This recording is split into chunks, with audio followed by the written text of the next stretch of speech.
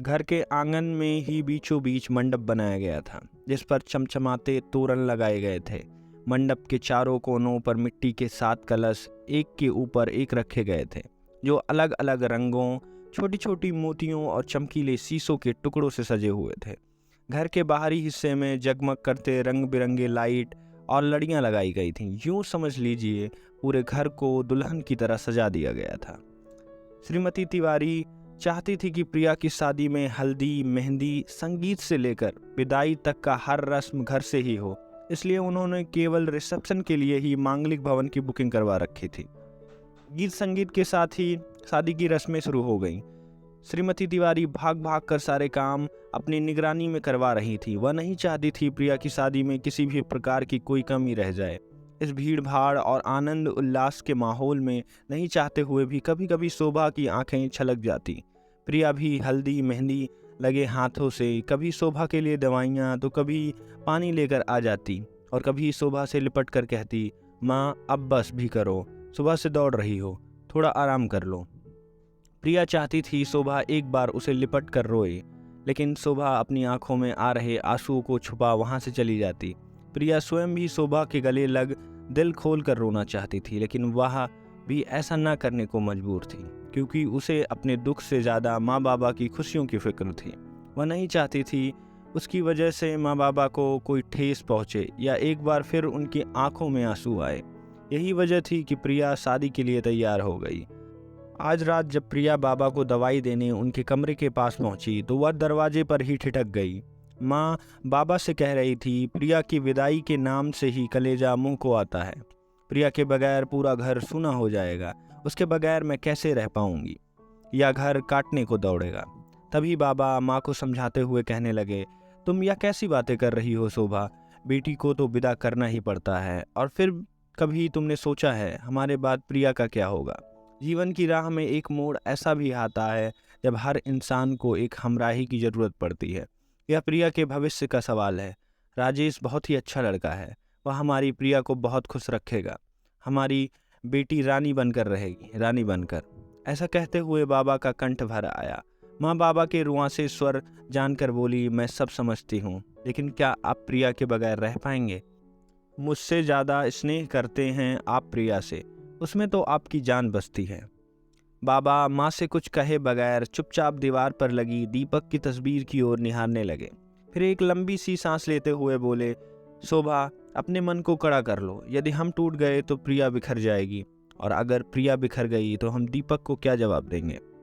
यह सब सुन प्रिया बाबा को दवाई दिए बगैर ही अपने कमरे में लौट आई। अपने हाथों में दीपक और अपने शादी की तस्वीर लिए दीपक के चेहरे पर हाथ फेरती अतीत की गलियारों में चहलकदमी करने लगी। प्रिया की आंखों के सामने दीपक और उसकी शादी की सुनहरी यादें पंख पसारे चलचित्र की भांति चलने लगी। प्रिया अब तक नहीं भूली वह लम्हा जब वह पहली बार ब्याह कर इस घर में आई थी। दीपक उसमें इतना खोया रहता कि कई बार वह स्वयं से शर्मा जाती। माँ बाबा से दुलार इतना मिलने लगा था कि उसे मायके की भी सुध ना रही। माँ बाबा और दीपक तीनों प्रिया का ऐसे ख्याल रखते मानो वह कोई छोटी बच्ची हो। दीपक चाहता था प्रिया अपनी बी की पढ़ाई पूरी कर ले, लेकिन प्रिया अब उस ओर बिल्कुल भी ध्यान नहीं दे रही थी, या यूं समझ लीजिए वह ध्यान देना ही नहीं चाहती थी। वह सब छोड़कर घर गृहस्थी में रम जाना चाहती थी। दीपक को पाने के पश्चात उसके मन में कुछ और शेष पाने की अभिलाषा ही नहीं रही।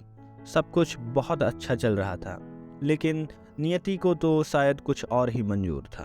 तभी प्रिया की शादी के कुछ ही महीने बीते थे। उसके हाथों में रची मेहंदी के रंग भी नहीं उतरे थे, और एक रोड एक्सीडेंट में दीपक की मौत हो गई, और पलक झपकते ही खुशियों के सारे पल फना हो गए।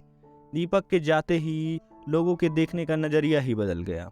लोग तरह तरह की बातें बताने लगे। कुछ लोग कहने लगे इसके पैर पड़ते ही घर का चिराग बुझ गया। जिस प्रिया को कल तक घर की लक्ष्मी कहा जा रहा था, आज उसे अशुभ की संज्ञा दी जाने लगी।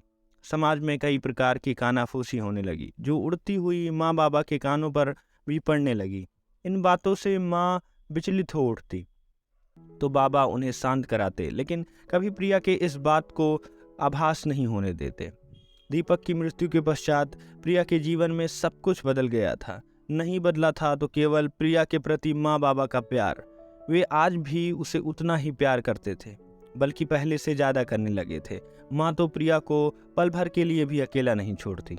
इसी सब के बीच एक रोज़ प्रिया के माता पिता उसे लेने पहुँचे तो बाबा अपनी हाथ जोड़कर उनसे कहने लगे, प्रिया आपकी अपनी बेटी है, आप जब चाहें उसे ले जा सकते हैं। दीपक हमारे घर का चिराग था और अब प्रिया ही इस अंधियारे घर की ज्योति है।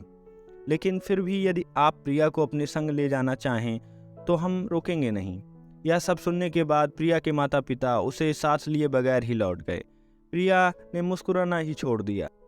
उसके पायल की छमछम और चूड़ियों की खन खन उसकी सिसकियों में कहीं खो गई। तभी एक दिन बाबा प्रिया के सिर पर हाथ फेरते हुए बोले, प्रिया तुम अपनी अधूरी पढ़ाई पूरी कर लो, व्यस्त रहोगी तो तुम्हारा मन भी लगा रहेगा।